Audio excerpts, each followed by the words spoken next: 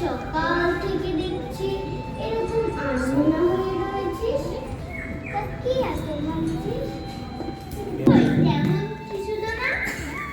না, তোর চোখ মুখ দেখে পরিষ্কার বোঝা যাচ্ছে যে তুই কোনো কিছু নিয়ে গভীর চিন্তা করছিস। বল না, কি হয়েছে? আমি একবার গঙ্গা স্নানে যেতে চাই। আচ্ছা আচ্ছা, সে তো ভালো কথা। যাবে বইকিমা, এই তো গ্রামেরই তোমার কাকিমা, জেঠিমা, ঠাকুমা, কাকু গঙ্গা স্নানে যাবে বলছে। দেখি ওদের সঙ্গে কথা বলে আমি বলি, তুই বরং ওদের সঙ্গে যা। এবার চল তো দেখিমা, হাতে হাতে দুজনে খালি কিছু করে নি। বেলা গড়িয়ে এলো যে। হ্যাঁ মা, চলো।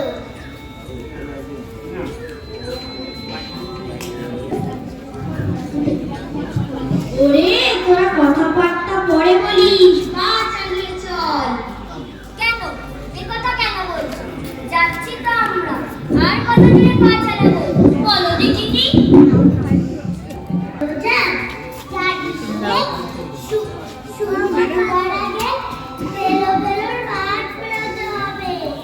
এর মধ্যে কি ভুলে গেলি? হ্যাঁ হ্যাঁ, ঠিকই বলেছ। ওরে, তোরা পা চালিয়ে চল, দেরি হলে না জানি কি বিপদ হবে। যা বলেছিস, শেষে হয়তো ডাকাতেরা সবকিছু লুটে নিয়েই চলে যাবে। শুধু কি তাই, যদি বেঘরের প্রাণটাই চলে যায় তখন? ওরে বাবা, হে ভোলে বাবা, রক্ষে করো। ওরে ধীরে ধীরে চললে কি করে হবে বল দিদি? কি করবো বলো? আমি তো সাধ্য মতো চেষ্টা করছি। সেটা বুঝলাম, কিন্তু তাড়াতাড়ি না গেলে যে ডাকাতের হাতে মারা পড়তে হবে। তোমরা বরং এগিয়ে যাও আর নদীতে পৌঁছে আমার জন্য অপেক্ষা করো। আমি তোমাদের পেছনেই আছি। হ্যাঁ হ্যাঁ, তাই করি। ওরে, তোরা পা চালিয়ে চল। ওরে, আর বেশি সময় বাকি নেই যে। কাউকেই দেখা যায় না যে। না, যত দূরে চোখ যায় কেউ নেই। এদিকে সন্ধ্যেও হব করছে। আস্তে আস্তে মা এসে পড়লো তেলোভেলোর মাঠে। চারিদিক অন্ধকার, মা আপন মনে অন্ধকারের মধ্যে হেঁটে চলেছে। হঠাৎ দেখতে পান লাঠি হাতে, ঝাঁকড়া চুল হাতে, রূপোর মালা পরিহিত একজনকে। মা বোঝেন তিনি ডাকাতের সামনে দাঁড়িয়ে আছেন।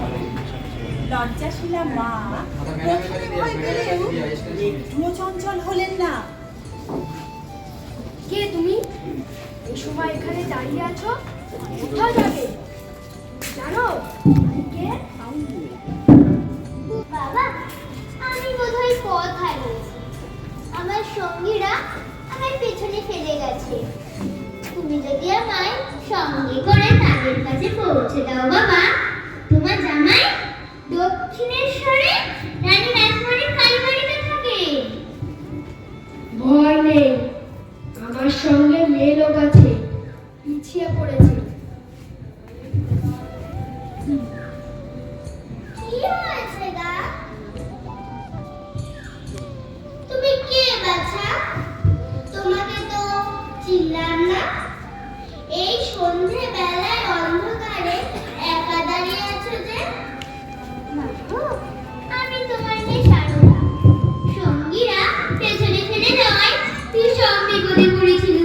ভাগ্যিস বাবাও তুমি এসেছিলেন, না হলে যে কি হতো। যারা মাকে হত্যা করে সব কেড়ে নিতে এসেছিল, মায়ের কথায় তাদের মন পাল্টে গেল। তারা মাকে নিজের মেয়ে ভাবে। না মা, তোমার কোনো